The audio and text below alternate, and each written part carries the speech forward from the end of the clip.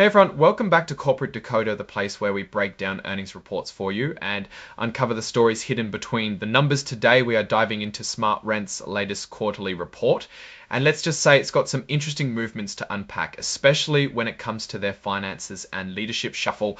SmartRent is a real estate technology company focused on smart home solutions for apartment buildings and rental properties. They offer hardware like smart locks and thermostats along with software services and community Wi-Fi. Looking at their balance sheet for June 30, 2025 compared to December 31, 2024, we see their total assets have decreased from 420 million to about 354 million, mainly due to a significant drop in goodwill, which went from 111 million. This often happens when a company re-evaluates the value of past acquisitions, especially if market conditions change. And speaking of goodwill, the company took a pretty substantial goodwill impairment charge of 24.9 million during the first quarter of 2025. This usually means they believe the acquired businesses are not worth what they initially paid for them, impacting their overall asset value.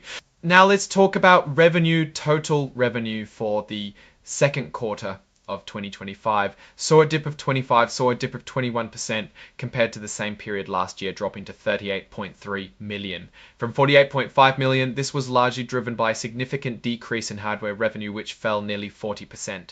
It seems like they sold a lot less of their smart devices this quarter. Interestingly, their average revenue per unit for hardware actually went up by 13%, which is a bit of a mixed signal.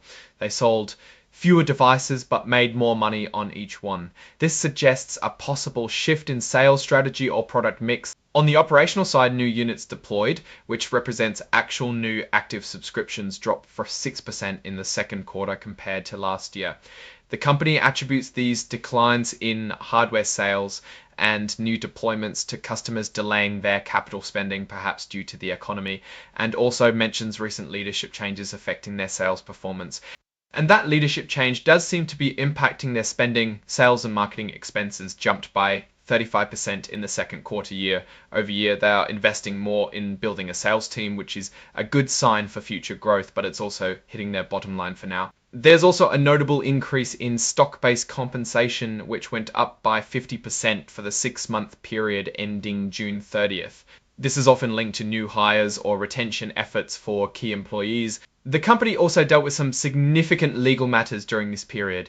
They settled a class action lawsuit for 11.4 million in the second quarter, impacting their general and administrative expenses. However, they are recouping some of this through insurance and third-party contributions. All these factors combined led to a net loss of 10.9 million for the second quarter of 2025. This is a pretty big jump from the 4.6 million loss they reported in the same quarter last year. For the first half of the year, their net loss widened substantially to over 51 million compared to just shy of 12.3 million in the first half of 2024.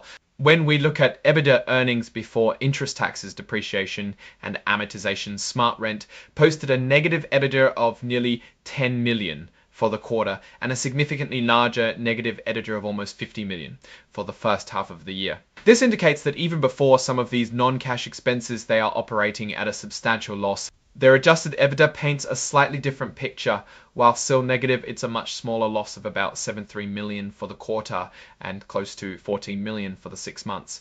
It seems the company is trying to show a more favorable operational view by excluding things like legal costs, stock compensation, and that large goodwill impairment. On the brighter side, SmartRent still has a decent amount of cash, with over 105 million in cash and cash equivalents as of June 30th. They seem to have enough to keep the lights on for a while. They also have a 75 million revolving credit facility that they haven't drawn on yet, giving them a safety net. A significant event this quarter was their compliance with the NYC minimum share price requirement. They have been warned about their stock price being below $1, but managed to get back above that threshold by the end of July, which is a relief for their stock listing. Overall, SmartRent is navigating a challenging period, revenues down, hardware sales are struggling, and they've taken a big hit from goodwill impairment. However, they are investing in sales and marketing, and their hosted services revenue is growing steadily. The leadership changes are a big factor, and it remains to be seen if the new CEO can steer the ship back to profitability.